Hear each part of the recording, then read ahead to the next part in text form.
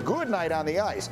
And they had, a tough night on the ice. They had a very good night in the NBA. J.J. Redick, the Suns stars, their backcourt, Devin Booker and Chris Paul, 0 for 11 in the first half. I mean, 5 straight games, CP struggles. Game 6 and Game 7, Devin Booker struggles. Give the Mavs a lot of credit. J. Kidd with a great game plan. And Luka Doncic, he snatched there in this playoff series. Had a little bit of momentum after Game 6 when he knocked down 4 threes. He was spectacular last night. But it's Luka just sort of getting whatever he wants, whenever he wants. His performance in the first half last night. The basketball gods are real, Pat Bev. I agree. After that Game 2 press conference with D-Book and CP, the basketball gods allowed Dallas to get back in the game. Then Phoenix had another opportunity to not offend the basketball gods, and they were petty in that Game 5. Luka wants all the smoke. He's the wrong guy to test. Let's hear from them after the game. We don't know how far this can go. That's why we got to play them. That's why we showed up to play this evening. No one gave us a chance. A lot of people said it was going to be a blowout. Well, they were right. But they didn't have us on the winning side. Were you aware at halftime you had as many points as the Suns? Oh, yeah, of course. Just a tough game. All season long, we try to lean on our defense. Tonight, our defense wasn't there. Our offense wasn't there either. So I think Coach said a lot of it. You know what I mean? You play all season to be in this situation, and it didn't work out for us. All right, so look, the numbers are what the numbers are for Chris Paul in his postseason history. It's the 5th time he's been on a team that had a 2-0 lead in a best-of-7 and lost. No other player has done that more than 3 times, and the one who did is his former teammate, Blake Griffin. And we should point out CP3 and the Suns also had a 2-0 finals series lead last year against Milwaukee and couldn't get it done. And so, again, congratulations, Luka, brilliant. Congratulations, Mavericks, brilliant. They go on to play the Warriors. We'll have plenty of time to talk about that. The postmortem on the Suns is really where the interesting conversation is this morning. They won 64 games this year. Chris Paul is considered one of the greatest players at his position in NBA history. I mean, that's what people think. They call him the point god, Pat Bev. What do we say about that today? Oh, that's tough. It's tough. Like I mentioned to JJ earlier, if JJ played 17 years in the NBA and was given the freedom, it's the perfect word, the freedom that he had with the Clippers, and he had that freedom for 17 years. Would he break 3-point records? Of course. Of course. Do we now say J.J. Redick is the greatest top 10 shooter in ever to play the game? You will have a valid answer of yes. And I just think it's the same case with Chris Paul. He's been given the keys to the Lambo at a young age. He's done great by his body, done great by his game, found a way to manipulate the referees, the president of the NBPA, so the stuff they call on regular people, they won't call on him. And you do that for 17 years, you should have all the records. You should have all the numbers. But does that make you the best point guard, top 10 point guard in NBA history? I don't know. Top 10 point guard in NBA history? Yeah, that's what I heard. I heard something like that. Maybe he is, And well, no, let's be clear. I think people would suggest that was almost insulting to him to say top 10. I think there are people who would argue he might belong in the top 2 or 3 point guards of all time. What would you say if someone suggested that? I would say John Stockton, and I would say Magic Johnson. I would say those 2. Isaiah Thomas. I'm going to just start with those 2. Those 2. And I'm going to just leave it right there. Okay. Yeah. Fair enough. Yeah. And so, JJ, your thoughts here. I mean, what are the right things to say about a Phoenix Suns team that, again, was so good all year long and so unimaginably bad last night? Just to Pat's point, I do think you can make a case that CP is a top 5 point guard. I certainly think he's a top 10 point guard. My big takeaway, not only after this series, but throughout CP's career, if he's your best player, or if he's your second best player, I don't know that that's good enough to win a championship. His impact on winning, let's be clear on that.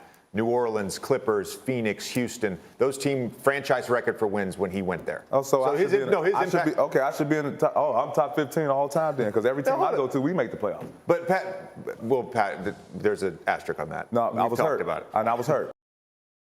But I did it again this year. Playoffs. And I was hurt. I got hurt in the 3rd game of the season, JJ.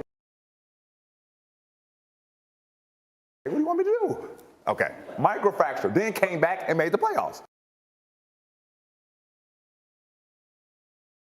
the resume, All-Stars, All-NBA. I'm with all that. Top 5 in MVP voting. Like, Kevin Willis didn't have numbers. Who's Kevin Willis, JJ? Stop, bro. Kevin Willis didn't have numbers. Bro, if you played the game with that much freedom for 17 years, JJ, you would have all records, bro. But why shouldn't he have that freedom? Why shouldn't he have that freedom? Why shouldn't he have the keys? No, I didn't say he shouldn't. I just said when you're missing my larger point. I want to get to my larger point. My larger point is, it's been proven he's probably not good enough to be your best player and to win a championship. And I think what it comes down to in the playoffs, and we've seen this especially now in the modern NBA, big wings matter. And all the best teams have big wings. And I'll throw Luka in there too, because he just absolutely destroyed them. It didn't matter if there was size on him, if there was CP on him. They targeted CP the whole series, and they destroyed But they him. have big wings, right? I mean, they have Devin Booker, who's a big wing, and they have Mikal Bridges. Stop Devin what? Booker. I'm talking Jason Tatum, Jimmy Butler, LeBron James. These are big wings. No, I get it. But Phoenix has those. They have one. They have one in D-Book, and that's it. One. And Mikal Bridges, who was a Defensive Player of the Year candidate.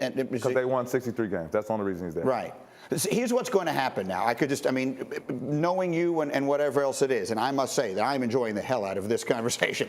But there are going to be people who are going to be saying that for whatever reason you have an axe to grind with Chris Paul and that you're saying some of these things based upon some sort of personal animosity. I'm saying all of this because this is what the NBA says. And players in the NBA know this. My coach used to tell my coach Finch, he told me, I'm just the weatherman. I'm just letting you know if it's raining or not, brother. Yeah. These are other, I'm not the only one who says this. There's other people, man, what? If I'm playing a game and I'm getting ready for the Phoenix Suns, come on, let's go. If I'm getting a game and I'm getting ready for the Golden State Warriors, yeah, I'll holler at y'all tomorrow. I got an early one. I'm just saying, my preparation is very different. I see. That's all. And that's because of Steph and Clay and all of that. Steph. Yeah, so people will look at Steph and Chris Paul and say they are the two preeminent players of their generation at their position. Do you compare the two of them? No, you can't compare them. Very different players, but I agree with what you said. That they would be the two preeminent guys of their position. I don't want to put any words in your mouth. I feel like you're saying that Chris Paul is overrated, that people view him in a way, but you haven't used that word, so I don't want to put it in your mouth. But is that what you're saying, that people generally overrate how great a player he is? I think he's been in a fortunate situation to be, president of NBPA and State Farm commercials. So he's fortunate to get certain calls in games that normal guys don't usually get. I'll say that.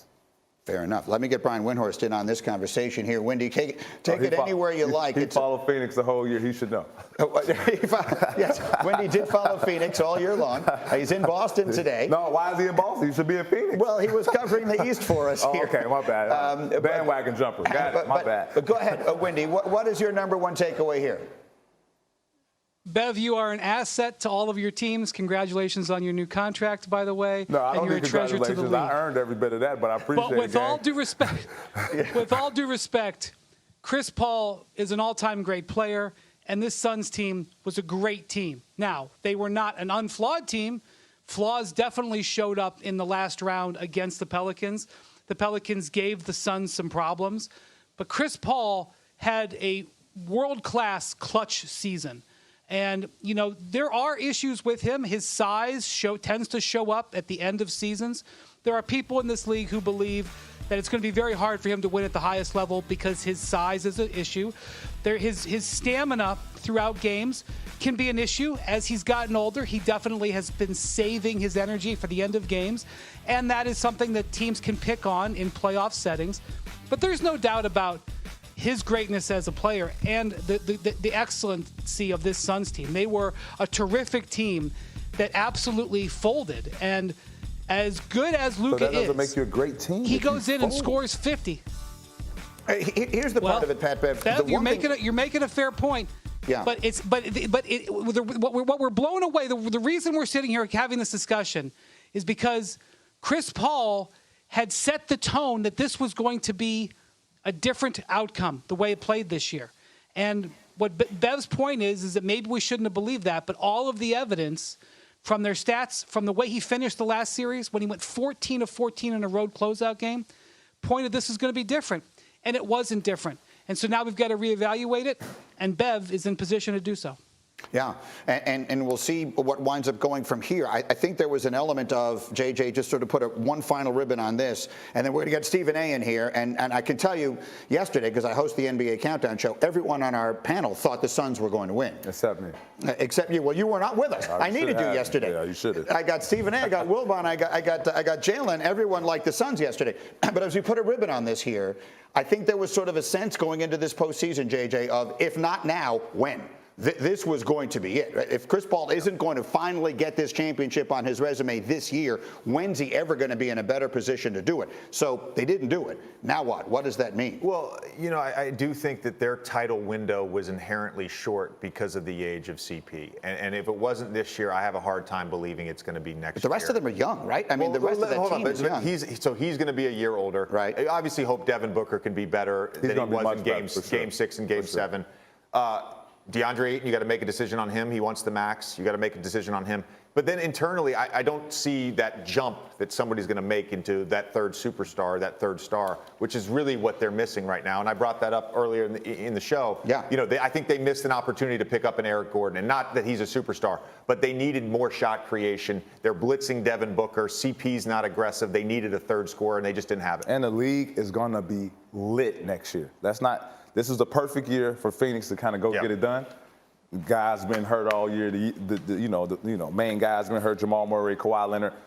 Next year's is going to be lit, completely lit. Probably some of the best NBA basketball you see next year. And As the schedule comes back to normal, we'll remind everybody that last year's playoffs started late, all the residual holdover from COVID. So that might have contributed a lot. People had shorter summers and all that to all the injuries we saw this year. So maybe next year things go a little more back to